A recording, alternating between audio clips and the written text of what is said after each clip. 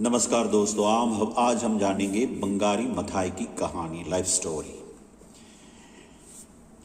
कुछ लोग स्वभाव से यथास्थिति और बाधाओं को नजरअंदाज कर देते और वहां जाते हैं जहां पहले कोई नहीं गया।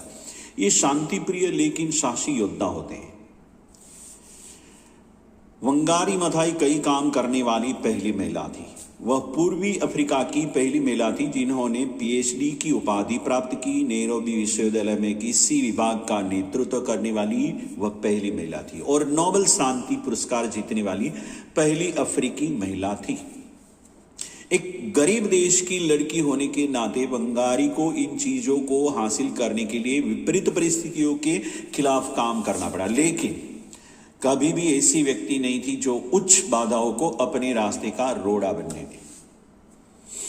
1970 के दशक के मध्य तक बंगारी मथाई शरीर रचना विज्ञान के प्रोफेसर, कनाडाई रेड क्रॉस के प्रमुख और कई धर्मार्थ कार्यों में वो शामिल थी। लेकिन उन्हें एक बेहतरीन विचार आने वाला था। डॉक्टर मथाई समझ सकती थी कि केन्या की दो बड़ी समस्याएं थी। उसका प्राकृतिक पर्यावरण खराब हालत में था, मुख्यतः बहुत सारे पेड़ों के कटने के कारण, और नौकरियां इतनी कम थी कि कई परिवार संघर्ष करते रहते या भूख से मर रहे थे। उनका विचार सरल लेकिन शानदार था। बेरोजगार लोगों को ज्यादा पेड़ लगाने के लिए काम पर रखकर दोनों समस्याओं का एक साथ समाधान किया जाए, ऐसी उसकी सोच थी। यह सीधी सादी योजना केन्या के लोगों को पर्यावरण और एक दूसरे को समझना और सम्मान देना सिखाने के एक पूरे अभियान में बदल गए। उन्होंने इसे ग्रीन बेल्ट मूवमेंट नाम दिया।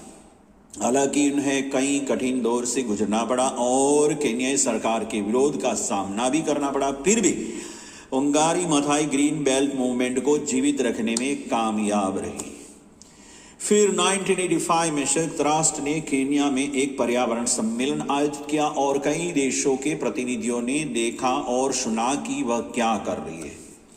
तभी ग्रीन बेल्ट मूवमेंट ने वास्तव में गति पकड़ी, केन्या और अफ्रीका में फैल गया और कई देशों के लिए एक आदर्श बन गया। वर्षों से डॉक्टर मथाई का समूह पर्यावरण के साथ साथ अन्य मुद्दों, लोकतंत्र और न्याय जैसे मुद्दों के लिए भी खड़े होने लगा। केन्या ने केवल एक ही राजनीतिक दल को अस्तित्व में रहने दिया और विरोध करने का या समस्याओं की ओर इशारा करने वाले किसी भी व्यक्ति को नकारने या दबाने की कोशिश की। 1990 के दशक में दौरान बंगारी मथाई और उनके समर्थकों ने व्यापक लोकतंत्र के लिए संघर्ष किया। उन्हें धमकाया गया, गिरफ्तार किया गया, पीटा गया और जेल में डाला गया, लेकिन उन्हें कभी चुप नहीं कराया गया।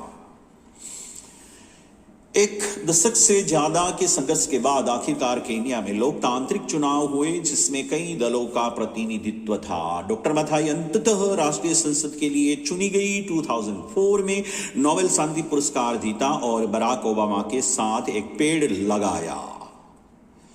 आज वह उन उद्देश्यों के लिए काम करना जारी रखती है जिनके लिए वह जानी जाती है, जनता और पर्यावरण। Thank you very much, friends.